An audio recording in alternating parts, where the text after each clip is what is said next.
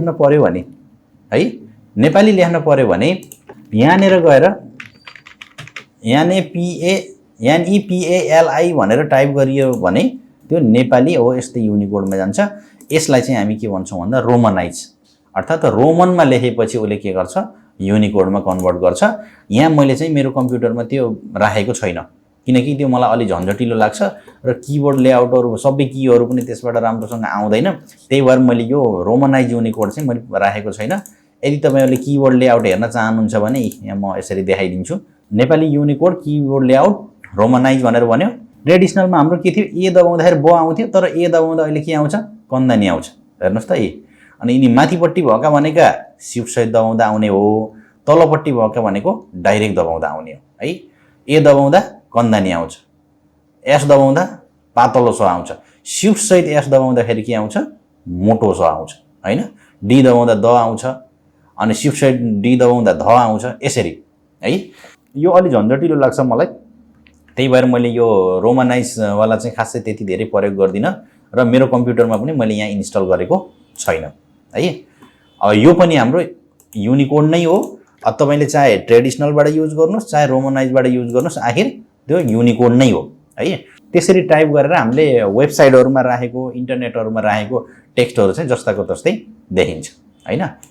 यी दुईटा भए अब हाम्रो यो पहिलेदेखि युज गर्दै आइरहेका भए यो पहिला पनि युज गरिन्थ्यो र अहिले पनि युज गर्न सकिन्छ र भोलि पनि युज गर्न सकिन्छ भने अहिले नयाँ आएको भनेको यो मैले गुगल इनपुट भनेर यहाँ मसँग आउने साथीहरुसँगबाट मैले लिएको थिएँ जसले पहिले अब सरकारी कार्यालयहरुमा काम गर्नुहुन्छ उहाँसँगबाट मैले लिएको थिएँ भने यो गुगल इनपुट भनेर यी दुईटा छन्। हेर्नु त गुगल इनपुट टुल्स भनेको छ अनि Google input tool Google input Nepali भनेर भनेको छ हो। यिनी दुईटालाई हाम्रो कम्प्युटरमा इन्स्टल गर्दिने बित्तिकै पहिला एउटालाई इन्स्टल गर्ने वान वालालाई त्यसपछि यो टु वालालाई इन्स्टल गरिसकेपछि तपाईको तलपट्टि टास्क बारमा हो यहाँनेर हेर्नुस् त मेरो माउसको पोइन्टरले देखाइरहेको छ यहाँ नेपा भनेर नेपाली नेपाल र गुगल इनपुट टुल भन्यो हैन हो। यसलाई सिलेक्ट गरेर गरियो भने हुन त यो रोमनाइज युनिकोड जस्तै जस्तै हो हैन लगभग त्यस्तै नै हो भन्दा पनि हुन्छ तर रोमनाइज भन्दाखेरि यो धेरै सजिलो हुन्छ है। मैले अब यसलाई देखाउँछु यहाँ तपाईहरुलाई। यहाँनेर मैले अब यो नेपाली नेपाल अनि गुगल इनपुट टुल भन्ने सिलेक्ट गरे अनि अब यहाँ गएर गर्छु। हामीले टाइप गर्ने रोमनमै हो। अनि जसरी माथि नेपाली लेखेका थियौ नेपाली भनेर त्यसलाई युनिकोडमा कन्भर्ट गर्थ्यो तर यो गुगल इनपुट वालाले चाहिँ के हुन्छ भने यानी पीएललाई लेख्दा हेर्नु त यहाँ तलपट्टि यहाँ थुप्रै अप्सन दिएको हुन्छ के। अब हामीलाई कस्तो चाहियो यो चाहिएको यो चाहिएको यो चाहिएको यिनी थुप्रै आयो। जुन चाहिएको त्यसलाई हामीले डाउन एरोले तलमाथि लैजान पनि सक्छौं। जुन चाहिएको त्यसलाई सिलेक्ट गर्दिने बित्तिकै हाम्रो यहाँ आउँछ युनिकोडमै हैन।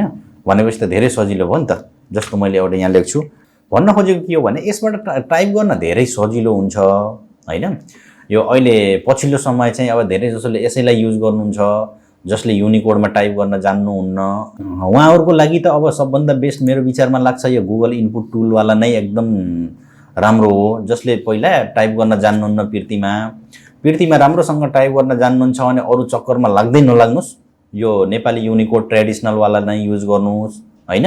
र अब भर्खर सिक्दै हुनुहुन्छ भने तपाईले अब अर्को यो रोमनाइज वाला पनि युज गर्न सक्नुहुन्छ तर रोमनाइज यो गुगल भनेको यो गुगल इनपुट टुल भनेको रोमनाइज टाइपमै हो तर रोमनाइजबाट अलि झन्झटिलो हुन्छ अलि बढी दुःख हुन्छ तर यसबाट चाहिँ हाम्रो के हुन्छ भने सजिलो हुन्छ। तल उले अप्सन दिन्छ के थुप्रै अप्सन दिन्छ आफुलाई जुन चाहिएको छ त्यसैलाई सिलेक्ट गरेर स्पेस बार दबाइदिने बित्तिकै यो गुगल इनपुट टुल वालाले चाहिँ यहाँ हाम्रो वर्डलाई चाहिँ ल्याइदिन्छ।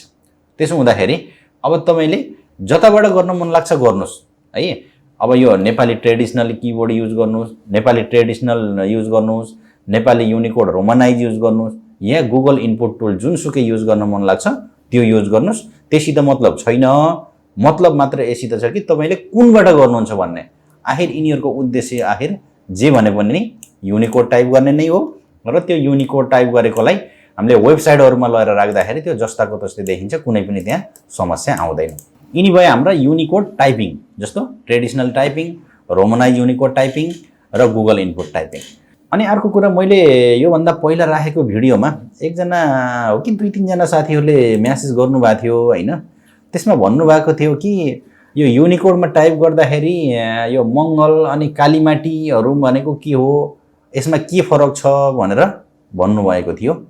अनि त्यसको बारेमा पनि मैले यहाँ तपाईहरुलाई अब यसको पुरै जानकारी गराउन चाहन्छु र उहाँ जो साथीले कमेन्ट गर्नुभएको थियो उहाँले यो भिडियो पनि अवश्य पनि हेर्नु होला, किनकि त्यहाँ तपाईलाई भएको समस्या चाहिँ मैले यहाँ क्लियर गराइदिएको छु। मेसेजमा चाहिँ रिप्लाईमा चाहिँ अब त्यो सबै कुराहरु त्यहाँ भन्न पनि अप्ठ्यारो हुन्छ, भन्दै जाने हो भने पनि धेरै लामो हुन्छ। अब हामीले यसरी बुझौं, हामीले यहाँ नेपाली भनेर लेखियो, यो केमा लेखियो, युनिकोडमा लेखियो हैन। अनि त्यसपछि यहाँ तलपट्टि हामीले केमा लेखियो, पिर्तीमा लेखियो, यो तलपट्टि पनि हामीले युनिकोडमै लेखियो भने अहिले हेर्नु त यो युनिकोडलाई सिलेक्ट गर्दाखेरि माथि के आछ, मंगल बडी भन्ने फन्ट आछ हैन। यहाँ तलपट्टि यसलाई क्लिक गर्दाखेरि हाम्रो पिर्ती भनेर आछ है, यो तलपट्टि क्लिक गर्दा हाम्रो यो मंगल भनेर आछ। जस्तो हो यो नेपाल भन्ने हामीले जुन यो लेखेका छौं, अब हामीले यहाँ गएर कपी गरेर यसलाई दुई तीनटा पेस्ट गरौँ। यो हाम्रो पिर्तीमा छ, यो पिर्तीमा छ, यो पिर्तीमा छ। हामीले लेखेको यहाँ नेपाल हो, यहाँ पनि नेपाल हो, यहाँ नेपाल हो। यो पिर्तीमा छ, यसमा गएर हामीले यहाँ माथि गएर गणेश भन्ने फन्ट गराइयो भने आखिर के हो, नेपाल त नेपालै हो। हेर्नुस् त, यो पनि नेपाल हो, यो पनि नेपाल हो, तर यसको राइटिङ स्टाइल र यसको राइटिङ स्टाइलमा फरक छ कि छैन हैन। आखिर यो पनि त अब हाम्रो नेपाल नै हो, यो पनि नेपाल हो, यसको राइटिङ स्टाइल फरक छ। अनि यसलाई सिलेक्ट गरौँ, यसमा गएर म चाहिँ 00 गरिदिन्छु। ल हेर्नुस्, हेर्नु त, आखिर यो पनि नेपाल हो, यो पनि नेपाल हो, यो पनि नेपाल हो हैन। लेख्न नेपालै हो, तर के हो, यसको राइटिङ स्टाइल फरक छ, यसको फरक छ, यसको फरक छ। त्यस्तै है, त्यही भने जस्तै हाम्रो यो जुन मंगल र यो कालीमाटी भन्ने फन्टहरु पनि के हुन् भन्दा युनिकोड फन्ट नै हुन्। त्यही हो कि उनीहरुको राइटिङ स्टाइल फरक छ के, यति हो तपाईले बुझ्नु पर्ने। यहाँ नेपाली भनेर लेखेको छ, यसलाई कपी गरे म, पेस्ट। ल हेर्नुस् है, मैले तीनटा मैले पेस्ट गरे। यो अहिले केमा छ, मंगलमा छ। यो पनि केमा छ, मंगलमा छ। यो पनि केमा छ, मंगलमा छ। अहिले यसको राइटिङ स्टाइल के छ, तीनटैको एउटै हुने नै भयो, किनकि सेम छ। अब तपाईले यसलाई सिलेक्ट गरेर यो मंगलको ठाउँमा गएर है कालीमाटी गरिदिनु भने हेर्नु त, आखिर यो पनि युनिकोड नै हो, यो पनि युनिकोड नै हो, तर यो युनिकोड र यो युनिकोडको के भयो, राइटिङ स्टाइल फरक भयो। आखिर तपाईले यसलाई लगेर वेबसाइटमा राखे नि यही नै देखिन्छ, यो माथिल्लोलाई लगेर राखे पनि यही नै देखिन्छ। माथिल्लो यो स्टाइलमा देखिन्छ, यो स्टाइलमा। त्यस्तै अरु धेरै हुन्छन् यस्तो, हाम्रो कान्जिरोवा, युनिकोड फन्ट एमएस हैन, अनि गार्गी, अमृत, यस्ता यस्ता थुप्रै फन्टहरु हुन्छन्। ल हेर्नुस्, मैले यसलाई फेरि अर्को कान्जिरोवा भन्ने गरिदिन्छु, कान्जिरोवा। ल हेर्नुस् त, यसको छुट्टै छ हैन। यसलाई कपी गरौँ, म तल लगेर फेरि अर्को पेस्ट गरिदिन्छु। यसलाई लगेर यो गार्गी भन्ने गरिदिन्छु, गार्गी पनि युनिकोड फन्ट। ल हेर्नुस्, यो छुट्टै छ। ल हेर्नुस्, मैले यसलाई यहाँ युनि नेपाली गर्दिएँ। यो युनि नेपाली गर्दा यस्तो स्टाइलमा छ, यो कान्जिरोवा गर्दा यस्तोमा छ, अनि कालीमाटी गर्दा यस्तोमा छ, अनि आएर मंगलमा गर्दा यस्तो छ। आखिर यी सबै जे भने पनि के हुन्, युनिकोड फन्ट नै हुन्। मात्रै फरक के हो भन्दा यसको राइटिङ स्टाइल छुट्टै छ, यसको छुट्टै छ, यसको छुट्टै।